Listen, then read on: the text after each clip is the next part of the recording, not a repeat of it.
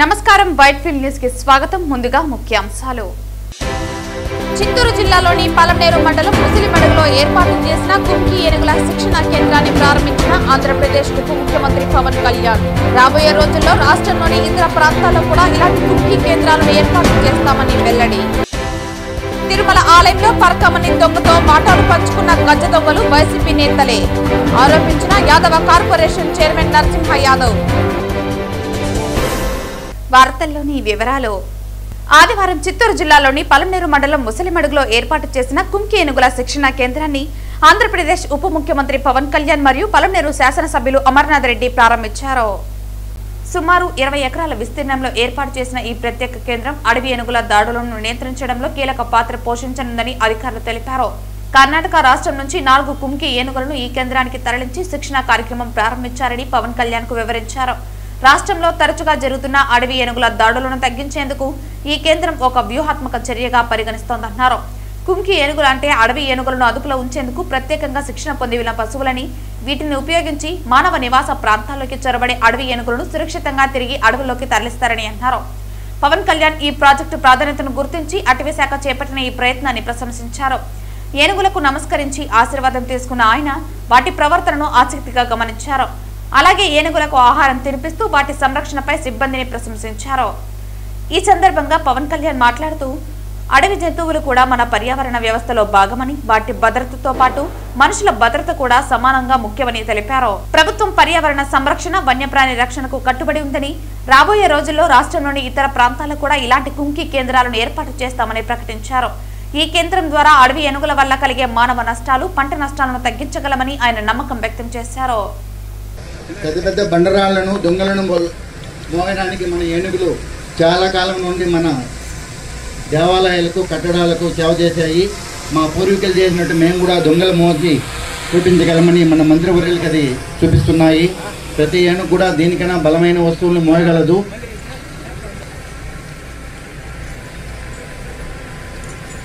మామూలుగా ఏనుగుల గుంపులకి ఆడ ఏనుగు నాయకత్వం వహిస్తుంది. 25 సంవత్సరాల వరకు కూడా ఉన్న ఏనుగని అంటాం మనం. వాటరు తాగుతుంది, దెబ్బలు తగులుతూ ఉంటుంది. దాన్ని తట్టుకొని నిలబడి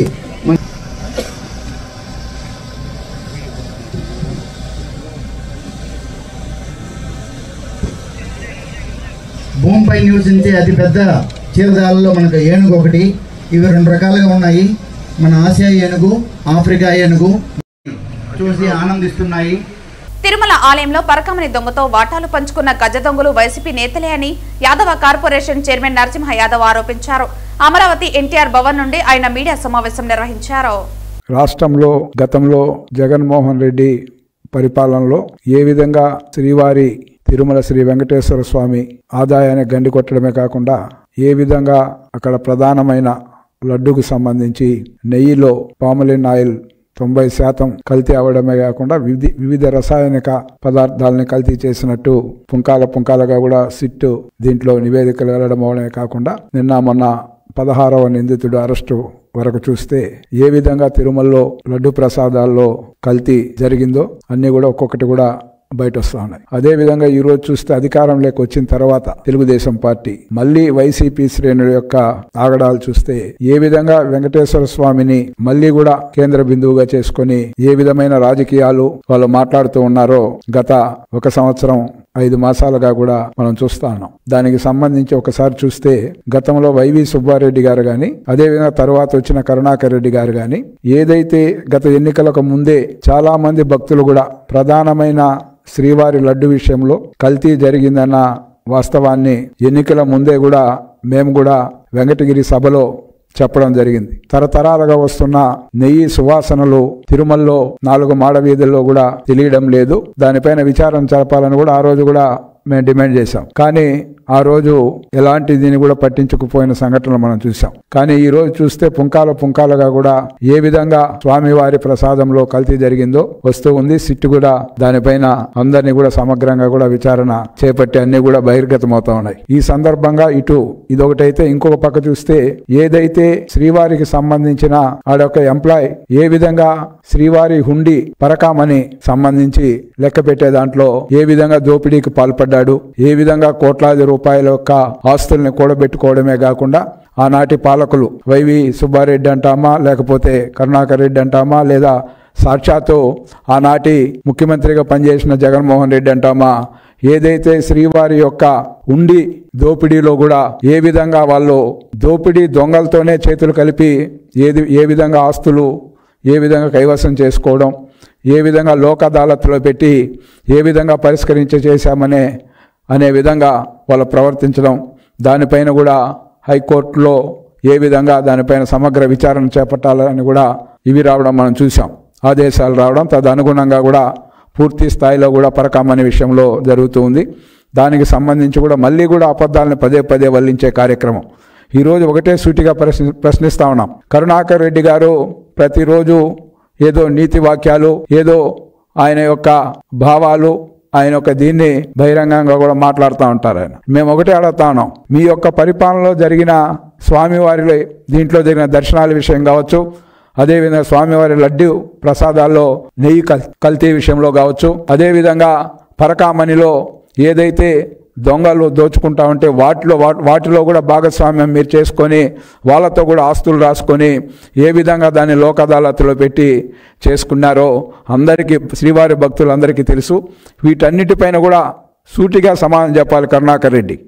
ఎందుకు చెప్తూ ఉన్నామంటే ఖచ్చితంగా కూడా వైవి సుబ్బారెడ్డి కానీ కరుణాకర్ రెడ్డి కానీ ఆనాటి ముఖ్యమంత్రి జగన్మోహన్ రెడ్డికి సమీప బంధువులు వీళ్ళిద్దరు కూడా ఒక పెద్ద ధార్మిక సంస్థ, ప్రపంచ ప్రఖ్యాతిగాంచిన టీటీడీకి సంబంధించి 5 సంవత్సరాల కాలం జగన్మోహన్ రెడ్డి సమీప బంధువుల పరిపాలనలోనే అక్కడ పాలకవర్గం కానీ ఇంకోటి కానీ వాళ్ళ కనుసన్నల్లో జరిగింది. కాబట్టి ఆనాడు జరిగిన దోపిడీ గతంలో ఎప్పుడు కూడా ఎవరు కూడా సాహసించరు. శ్రీవారితో పెట్టుకున్న ఏ వ్యక్తి కూడా అతని ఇది ఏ విధంగా ఉంటుందో ఎంతోమంది నిదర్శనాలు ఉన్నాయి దానికి. కానీ బరి తెగించి ఏ విధంగా జగన్మోహన్ రెడ్డి దగ్గర నుంచి ఆడ 5 సంవత్సరాల కాలంలో ఎవరైతే వెలగబెట్టారో టీటీడీ బోర్డు చైర్మన్లుగా వాళ్ళు చేసిన అవినీతి అక్రమాలు కూడా ఒక్కొక్కటి కూడా బయట వస్తూ ఉంటే వాళ్ళు ఈరోజు దానిపైన కూడా అవాకులు చవాకులు మాట్లాడడం.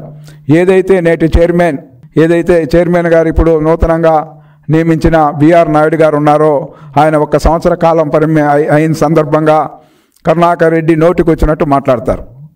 మీ విధంగా స్వామివారి సొమ్ముని దోచే కార్యక్రమం తెలుగుదేశం పార్టీ ఏ రోజు కూడా నందమూరి తారక రామారావు గారు ముఖ్యమంత్రిగా ఉన్నా, నారా చంద్రబాబు నాయుడు గారు గతంలో ముఖ్యమంత్రిగా ఉన్నా, నేడు ముఖ్యమంత్రిగా వ్యవహరిస్తున్నా ఏ రోజు కూడా శ్రీవారి ప్రతిష్టను ఇనుముడింపజేసే కార్యక్రమాలు చేశాం తప్ప అక్కడ ఎప్పుడు కూడా శ్రీవారి డబ్బును దోచుకునే కార్యక్రమం మీరు చేశారు. ఈ రోజు తిరుపతిలో తిరుపతి వాసులచే ఒక కొత్త cinema the half day leave తీయడం జరిగింది. ఈ సినిమా ఈ రోజు రిలీజ్ చేయడం జరిగింది. ఈ రోజు తిరుపతిలో తిరుపతి వాసులచే ఒక కొత్త సినిమా హాఫ్ డే లీవ్ తీయడం జరిగింది. ఆ సినిమా ఈ రోజు రిలీజ్ చేయడం జరిగింది. ఈ మూవీ రిలీజ్ కార్యక్రమంలో భాగంగా గ్రూప్ థియేటర్స్ అధినేత చదలవాడ కృష్ణమూర్తి మరియు బీసీసీఎల్ నాయకులు జగన్నాథం, వారాహి డెవలపర్స్ బాబ్జీ మరియు నటీనటులు hero Lokesh Ageri, heroine Harika Rayachoti, Sai, Don Ganesh, Sunanda, Bhanupriya కార్యక్రమంలో పాల్గొని విజయవంతం చేయడం జరిగింది. ఓం నమో వెంకటేశాయ. భారతదేశంలో పవిత్రమైన పుణ్యక్షేత్రం తిరుపతి. ఈ తిరుపతి యొక్క అభివృద్ధి అన్ని రంగాల్లోనూ ముందుంది, ఒక సినిమా రంగం తప్ప. ఈరోజు భక్తి పరంగా అయితేనేమి, ఆర్థిక పరంగా అయితేనేమి, విద్యాపరంగా అయితేనేమి అన్ని రంగాల్లో కూడా ముందుంది. అదేవిధంగా తిరుపతిలో కూడా సినిమా రంగం అనేది కూడా వెనుకబడింది. కానీ అందరికన్నా ఎక్కువ థియేటర్లో ప్రజలందరూ కూడా ఆహ్లాదకరంగా చేసి 3-4 స్టేట్లో కూడా తిరుపతి పవిత్రంగా ముందుంది. అందుకోసం తిరుపతిలో కూడా ఇప్పుడు ఒక ఇండస్ట్రీ ఏర్పడితే బాగుంటుంది. దానికోసం తిరుపతిలో ఉన్నటువంటి వాళ్ళందరూ కూడా మేమున్నామంటూ కొంతమంది విద్యాభ్యాసం అయిపోయిన తర్వాత ఉద్యోగాలకు వెళ్లకుండా వీళ్ళందరూ కూడా సినిమా తీస్తున్నారు. ఈ సినిమాని ప్రతి ఒక్కరు కూడా వచ్చి సినిమా థియేటర్లో చూసి వాళ్ళకి ఆశీర్వాదిస్తే రాబోయే రోజుల్లో కూడా తిరుపతిలో కూడా ఒక ఇండస్ట్రీలు ఏర్పడి ఈ సినిమా ఇంతటితో అంతం కాకుండా ఇంకా కొన్ని సినిమాలు తీయాలంటే, అదే వెంకటేశ్వర స్వామిని దేశవ్యాప్తంగా వెళ్ళాలంటే కొన్ని భక్తి సినిమాలు కూడా తీస్తే మన తిరుపతిలో కూడా ఇండస్ట్రీలు ఏర్పడాలని వీళ్ళందరూ కూడా వీళ్ళకి వెంకటేశ్వర స్వామి ఆశీర్వాదం ఉండాలి. అదేవిధంగా తిరుపతి ప్రజలు, వాళ్ళ స్నేహితులు, కుటుంబ సభ్యులు, బంధుమిత్రులు రాష్ట్ర వ్యాప్తంగా అందరూ కూడా చూసి ఆనందించి వీళ్ళ ఆశీర్వాదం ఎప్పుడూ ఉండాలని, ఇది అంతం కాకుండా తిరుపతిలో ఇండస్ట్రీలు ఏర్పడాలని కోరుకుంటూ మీ Jagannath. First of all myself Lokesh Angiri, Tirupati. మేము రీసెంట్గా ఒక థియేటర్ ఫిలిం చేసాం, ది హాఫ్ డే లీవ్ అని. సో నవంబర్ 9 గ్రాండ్గా రిలీజ్ చేసాము. సో ఇది మంచి కామెడీ ప్లస్ సస్పెన్స్ మీద తీసాము. జనాలకి చాలా బాగా ట్రైలర్ నచ్చింది. సో గ్రూప్ యాజమాన్యం కూడా చాలా థ్యాంక్స్, మాకు సపోర్ట్ చేశారు. సో జగన్నాథన్ సార్కి, ఆ బాబ్జీ సార్ కూడా చాలా చాలా థ్యాంక్స్. సో ఈ సినిమాని ఇంకొక స్టెప్ తీసుకెళ్ళి ముందుకి నిలబెట్టారు.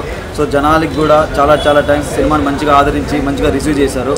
ఈచ్ అండ్ ఎవ్రీ వన్కి థ్యాంక్ యూ సో మచ్. అందరికీ నమస్కారం. నా పేరు హారిక. ఇది హాఫ్ డే లీవ్ మూవీ చేయడం జరిగింది. అది ఈరోజు చాలా ఘనంగా దాన్ని రిలీజ్ చేయడం జరిగింది. దానికి మొత్తం సపోర్ట్ చేసిన జగన్నాథం గారికి, బాబు సార్కి, అలానే గ్రూప్ మేనేజ్మెంట్ యాజమాన్యానికి మొత్తం మేము కృతజ్ఞతలు తెలుపుతున్నాం. Thank you so much. ఆదివారం ఉదయం వీఐపీ విరామ సమయంలో తిరుమల శ్రీవారిని పలువురు ప్రముఖులు దర్శించుకున్నారు. తిరుమల శ్రీ వెంకటేశ్వర స్వామివారి దర్శనం కోసం రిలయన్స్ గ్రూప్ అధినేత ముఖేష్ అంబానీ ఈ రోజు ఉదయం విచ్చేశారు.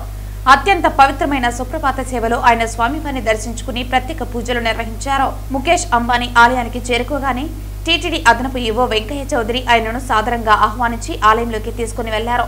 సుప్రభాత సేవలో పాల్గొన్న అంబానీ భక్తి శ్రద్ధలతో శ్రీవారికి మొక్కులు చెల్లించుకున్నారు.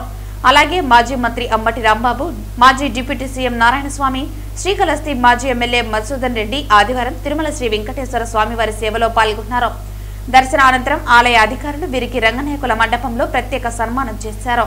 వేద పండితులు ఆయనకు వేద ఆశీర్వచనం అందించగా ఆలయ అధికారులు శ్రీవారి తీర్థ ప్రసాదాలను అందజేసి పట్టు వస్త్రంతో సత్కరించి గౌరవించారు.